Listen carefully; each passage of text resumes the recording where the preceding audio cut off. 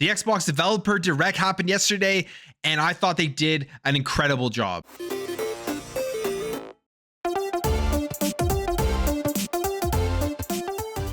So yesterday was Xbox's Developer Direct. I'm sure all of you watched the event. You know everything that was shown off in that show. I want to talk about what I thought about it and how I thought the format and all of that type of stuff. So I'm just going to jump right into this. First of all, I thought that the format that they went with here, with giving us the games that we knew were already going to be there and then giving us that big surprise of the Tango Gameworks game that in my video 2 days ago I said there's no way that they're going to show something else other than what they have announced, because they were telling people to really keep their expectations in check. But luckily I was completely wrong, and they did show off the Tango Gameworks game. I would say that Tango Gameworks game, out of everything that they showed off here, which is available right now to go and play, download it from Xbox Game Pass, Hi-Fi Rush is probably the game that got me the most hyped up. Looks just absolutely incredible. Right after I'm done filming this video, I'm going to go jump into it and play it. And for those who didn't watch the event, here is the game. It is an action, fast-paced rhythm game with seemingly sounds like it has a really good playlist for songs and just looks awesome. It reminds me pretty much of Sunset Overdrive and Jet Set Radio Future.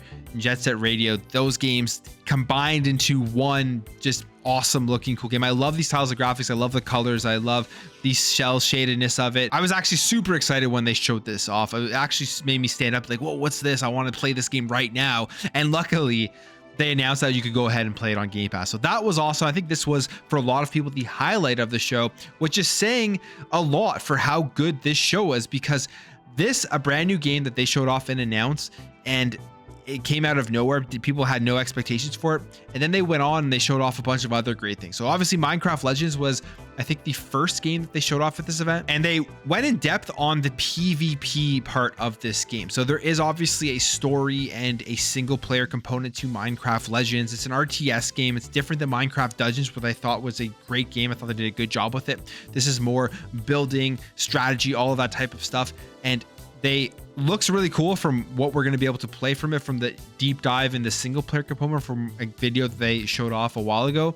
But this PvP side of thing looks like it's going to be a ton of fun as well, where you're going to be coming up with these different strategies and trying to beat your opponent, breaking into their castle and all of this type of stuff. And they said that every game is pretty much going to be different, and you're not going to be able to come up with a plan that is going to work right from the get-go, because there's going to be a lot of stuff thrown at you that you're going to have to adjust to. And it just looks like it's going to be really, really good. They've done some great things with the Minecraft IP, like I said, from Minecraft Dungeons now to this.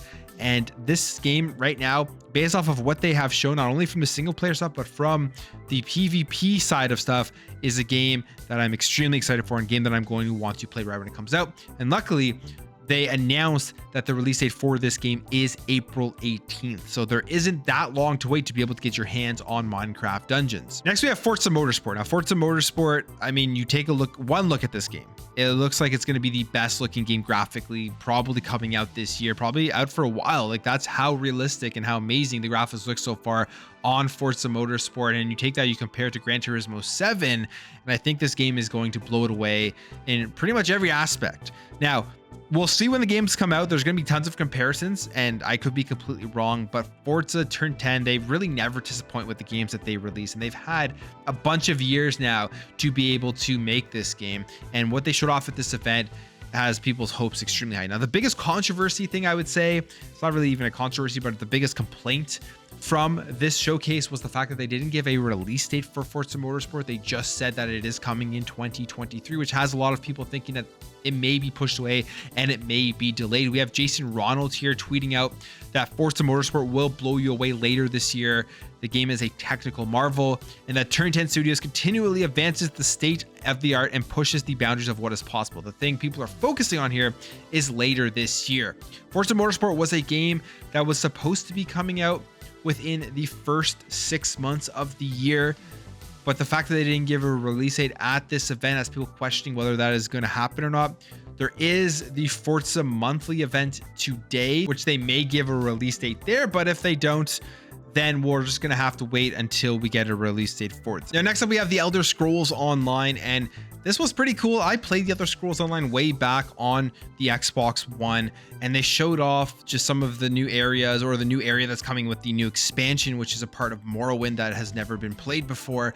And that's coming on June 20th to Xbox and June 5th to PC. And one of the coolest things from this announcement that I found will probably get people like myself probably wanting to jump back in and just see where my character level was and try out some of the DLC, is that you can jump into this game right now, because all previous chapters and 20 DLCs are going to be available for free to play if you have the base game, which is available on Xbox Game Pass. So maybe something to consider if you never played Elder Scrolls Online, or if you played it like me years ago and wanted to jump back into it and see what it is all about. I think this is actually really well done. The Elder Scrolls Online stuff, for me, when they showed off the games that were going to be coming to this showcase, was the one that I was least interested in and least excited for, just because I don't really have that much time to play a big MMO like this right now. But the fact that they gave us this information and they gave us the release date for the expansion, something that is interesting and that I was more excited than I thought I would be when they showed this off. And then finally, we have, I would say, the biggest game of the show, at least for most people. They're probably looking forward to this the most,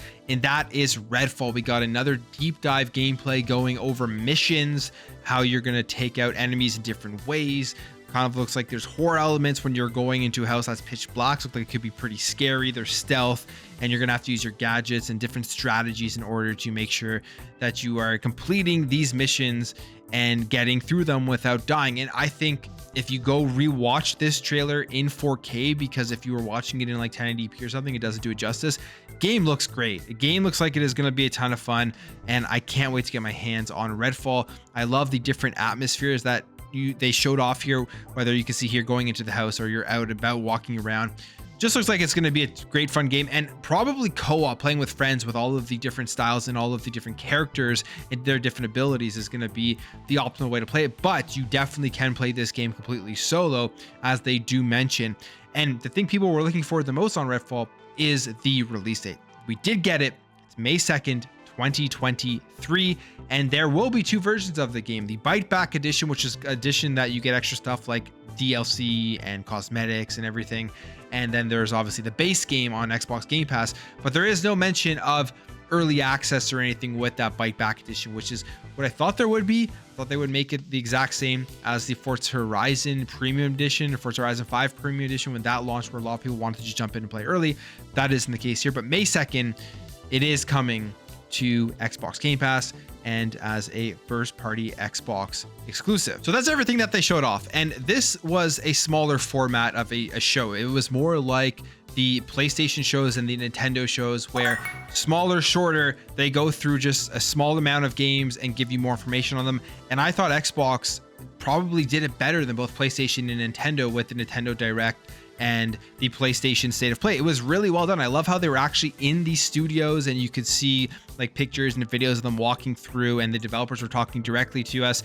And the amount of depth they went into in each game was enough to get people excited to be able to actually see the gameplay of the games that they're going to be playing in the next couple of months. And they gave us release dates for everything except for Forza Motorsport, which to me, you see people questioning that online, complaining about it online.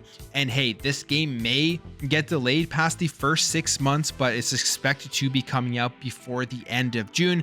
They may give us the release date in the event today for the Forza Monthly, but if not, there is a chance this game does get pushed further, which I don't think is that massive of a deal. What I think is going on right now is, if you look at everything that they announced here, there were 5 games to play by the end of June. Nobody's going to play through all of these games. You're going to have a huge backlog, and you may try them all out, but you're going to have stuff to play no matter what, for between now and the end of June. And we also know Starfield is supposed to be making its way out before the end of June. Xbox has a lot of stuff in the pipeline that I think is very close to being ready. They don't want to give a release date and fail at meeting that release date, especially after 2022, where a ton of people complained about Xbox. So I think they're really trying to strategize to stagger the release of some of their bigger titles. Forza Motorsport arguably is one of the biggest games from Xbox Game Studios and will be one of the biggest games in 2023.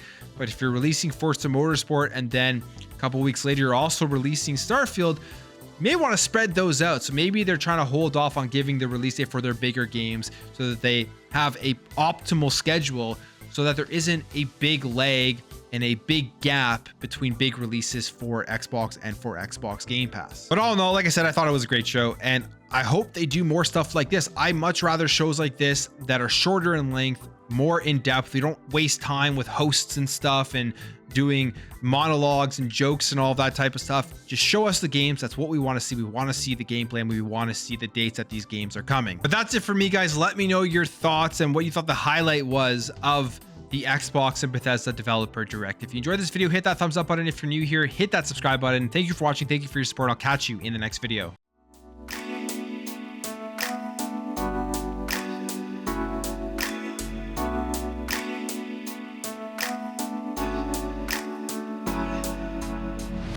Bye.